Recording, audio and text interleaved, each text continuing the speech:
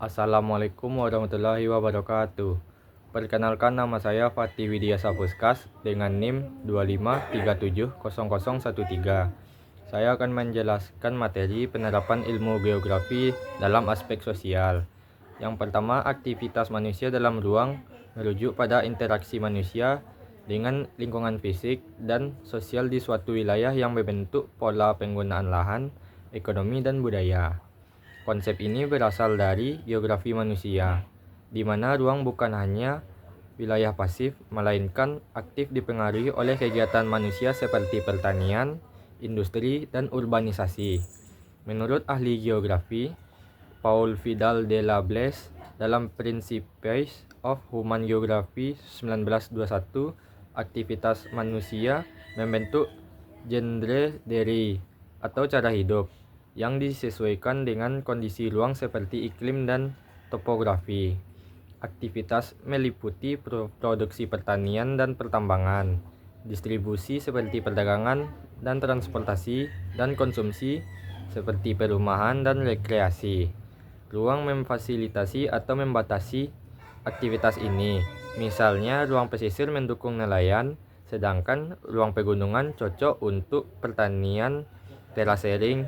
Contoh di Indonesia, aktivitas manusia seperti di ruang Jawa Barat meliputi pertanian wilayah, sawah di dataran rendah, dan industri di kota seperti Bandung yang membentuk pola ruang perkotaan pedesaan. Yang kedua ada struktur dan stratifikasi sosial masyarakat. Struktur sosial masyarakat adalah kerangka organisasi kelompok manusia berdasarkan peran, norma, dan institusi.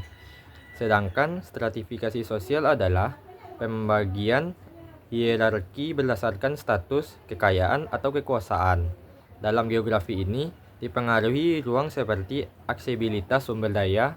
Menurut Max Weber dalam Economic dan Society 1922, stratifikasi melibatkan dimensi kelas, ekonomi, status, prestis, dan kekuasaan atau politik yang bervariasi antar wilayah. Struktur sosial mencakup keluarga, komunitas, dan industri seperti sekolah atau agama yang membentuk pola interaksi. Stratifikasi pembagian masyarakat menjadi lapisan atas atau elit, menengah atau profesional, dan bawah atau buruh. Sering dipengaruhi oleh ruang geografi, misalnya akses pendidikan di kota. Di Indonesia, stratifikasi ini tercermin dalam gambaran sosial ekonomi antar provinsi. Contohnya di masyarakat pedesaan Jawa Tengah, struktur sosial didominasi oleh gotong royong dan dengan stratifikasi berdasarkan kepemilikan lahan. Yang ketiga, perencanaan dan rekayasa sosial. Perencanaan sosial adalah proses pembuatan rencana sistematis dengan tujuan mencapai perubahan sosial yang diinginkan dan meningkatkan kesejahteraan masyarakat. Proses ini melibatkan identifikasi masalah sosial, penggunaan strategi kebijakan, implementasi program, evaluasi sosial yang direncanakan dengan terarah, sehingga memberi solusi terhadap persoalan yang ada. Rekayasa sosial adalah upaya intervensi yang bersifat terencana dan terpusat dalam mengelola dan mengarahkan perubahan sosial dan perilaku masyarakat. Rekayasa sosial sering digunakan untuk memastikan pelaksanaan kebijakan sosial berjalan efektif hingga dapat mencapai tujuan pembangunan sosial berkelanjutan. Dalam rekayasa sosial, masyarakat sering dikatakan sebagai objek yang diarahkan agar mengikuti perubahan yang diharapkan pembuat kebijakan.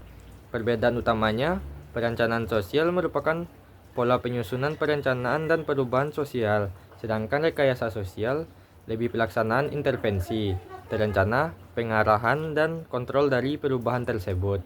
Sekian penyampaian materi dari saya. Wassalamualaikum warahmatullahi wabarakatuh.